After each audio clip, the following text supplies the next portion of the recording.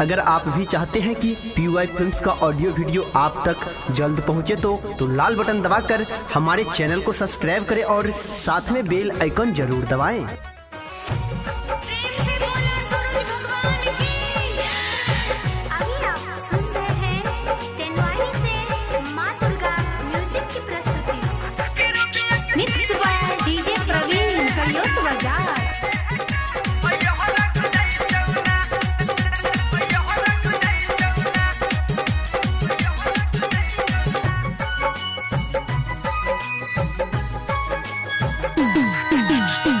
रख दई छौना के छठी मैया यो रख दई छौना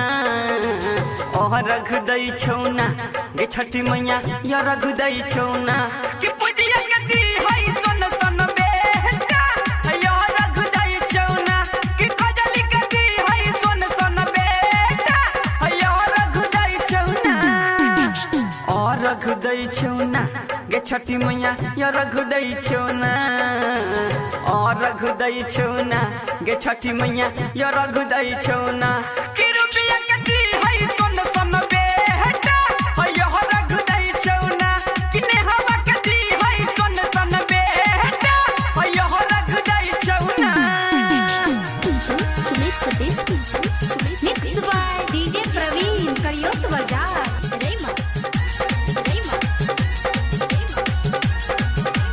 अभी आप सुन रहे हैं करियोत बाजार से PY फिल्म्स की शानदार प्रस्तुति।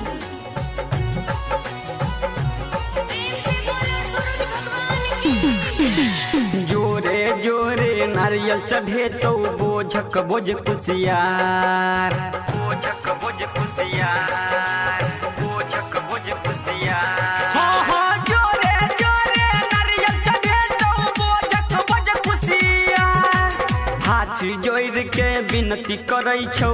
दी है जोरे लाल हाथ जोड़ के विनती करे छौ दी है जोरे लाल कि साले साले हाथ उठे हटा छठी मैया ना कि साले साले रख दे हटा छठी मैया ना रख दई छौना गे छठी मैया या रख दई छौना रख दई छौना गे छठी मैया रख दई छौना कि भारत के दी हई सन सन बेटा यो रख दई छौना कि सोनिया के दी हई सन सन बेटा यो रख दई छौना।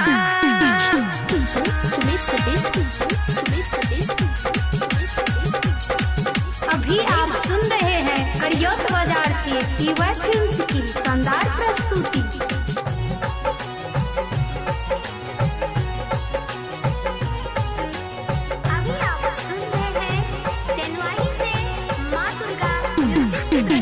कोसी बीचे घाट बने तो जल में हेतौ ठार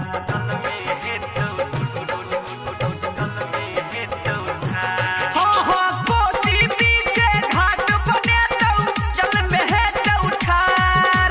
कृष्णा कन्हैया के सुनै गे मैया करी है बेरा पार कृष्णा कन्हैया के सुनै गे मैया करी है बेरा पार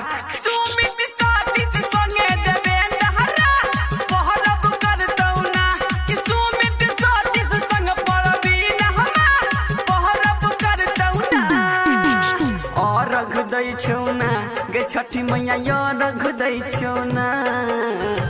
रख दई छौना गे छठी मैया रख दई छौना कि कजली के दी हई सन सन बेटा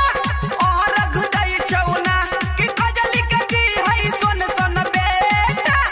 यो रख दई छौना। मिक्स बाय डीजे प्रवीण करियोत बाजार।